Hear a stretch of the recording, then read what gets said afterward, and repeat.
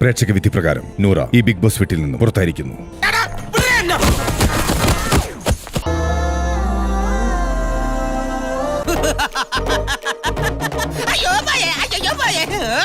നീ അന്ന് നോവിച്ച് വിട്ടതൊരു പാമ്പിനെയാടാ. ഭയങ്കര എന്താ പറയാ, കേരളം കാത്തിരുന്ന എവിക്ഷൻ ആയിരിക്കും. എന്തോ കുത്തി പറയുന്ന പോലെ എനിക്ക് ഫീൽ ചെയ്യുന്നുണ്ട് കേട്ടോ. കുത്തിയില്ലല്ലോ, കുത്താൻ പോണല്ലേ ഉള്ളൂ. ഇന്ന് എവിക്റ്റ് ആവുമെന്ന് വിചാരിച്ചിരുന്നു. എനിക്കൊരു ഇൻസ്റ്റിങ്ക്റ്റ് ഉണ്ടായിരുന്നു ഞാൻ എവിക്റ്റ് ആവും. വിഷമിക്കരുത്, മോൻ ചെയ്തതിനുള്ളതൊക്കെ മോന് ദൈവം തിരിച്ചു തരും. അപ്പൊ ബിഗ് ബോസ് ഹൗസില് ആദിലെ മാറ്റി നിർത്തി കഴിഞ്ഞു കഴിഞ്ഞാൽ ആരായിരുന്നു ഏറ്റവും ക്ലോസ് ആയിട്ടുള്ള ആള്? ക്ലോസ് ആയിട്ടുള്ളത് ഒന്ന് ശൈത്യ. തോന്നി അതങ്ങനെ വരൂ, അതങ്ങനെ സംഭവിക്കൂ. അതേടാ, കട്ടുമോട്ടിച്ച് നടന്നപ്പോഴും ജയിലിൽ കിടന്നപ്പോഴും നമ്മൾ ഒന്നായിരുന്നു. ഇപ്പൊ എനിക്കൊരു മൂടുറച്ചു നായപ്പോ ഈ പഴയ ചങ്ങാതിയെ വേണ്ടടാ. ഇപ്പൊ നമ്മൾ രണ്ടാ. പക്ഷെ അനുമോളായിട്ട് ഭയങ്കര ഒരു ഇഷ്യൂ ഒക്കെ ഉണ്ടായി. ഈ പറഞ്ഞ പോലെ സംസാരിക്കാൻ പറ്റില്ല എന്നുള്ളൊരു അവസ്ഥയിലല്ലേ പോകുന്നത് തിരിച്ച്. അഞ്ജലി കൊള്ളൂല്ലിയാ, അഴുക്കപ്പെണ്ണ്. അഴുക്കെന്ന് പറഞ്ഞാൽ വെറും അഴുക്ക, തന്തയേക്കാ മോശം. സത്യം പറയുകയാണെങ്കിൽ കുറേ ഇഷ്യൂസ് ഉണ്ട്.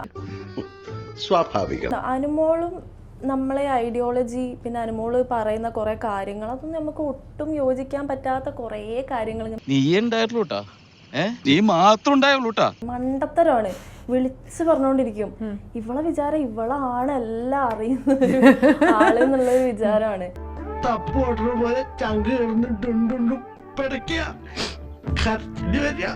പിന്നെ ആളൊരു പ്രശ്നം എന്താ വെച്ചാൽ തെറ്റ് ആക്സെപ്റ്റ് ചെയ്തുള്ള ഒരു ശീലമല്ല കുട്ടിക്ക്. ഇവനൊന്നും നമ്മളെ പോലെ സംസ്കാരമുള്ള കുടുംബത്തിൽ പറഞ്ഞവരല്ല കരിമിക്ക. അപ്പൊ അത് നമ്മളെയും കൂടെ കുറച്ച് പ്രശ്നത്തിലാക്കുന്നതാണ്. നമ്മളെ ദേഷ്യം കൂടെ അത് കൂട്ടും, ഇവിടെ തെറ്റ് ആക്സെപ്റ്റ് ചെയ്യാത്തത്.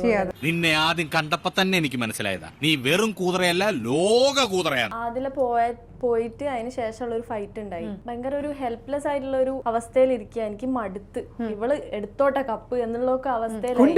ഇത് വലിയ തിന്മയാണ്. ഞാൻ പോട്ടെ നോക്കല്ല, ഞാൻ അവിടെ ഇരുന്ന് കരഞ്ഞ് ഞാൻ ശൈത്യനോട് പറഞ്ഞു ഞാൻ പോവാണ്, എനിക്ക് മതിയായി, കൊറേ ആയി ഇവളെ അടിയും ദേഷ്യവും ഫൈറ്റും. എന്നാലും ഇത്ര ഞാൻ പ്രതീക്ഷിച്ചില്ല. എന്നിട്ട് ഇവള് കൊറേ കരയുന്നു.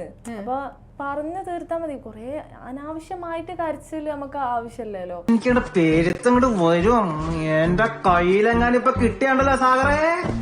അത് കാണുമ്പോ തന്നെ എനിക്ക് ഭയങ്കര നെഗാവുക, ഇവള് കരയുന്ന കാണുമ്പോ. നൂറയ്ക്ക് ആര് വിന്നറാവുന്ന തോന്നുന്നത് നമ്മുടെ? എനിക്ക് നെവിൻ, അനീഷേട്ടൻ.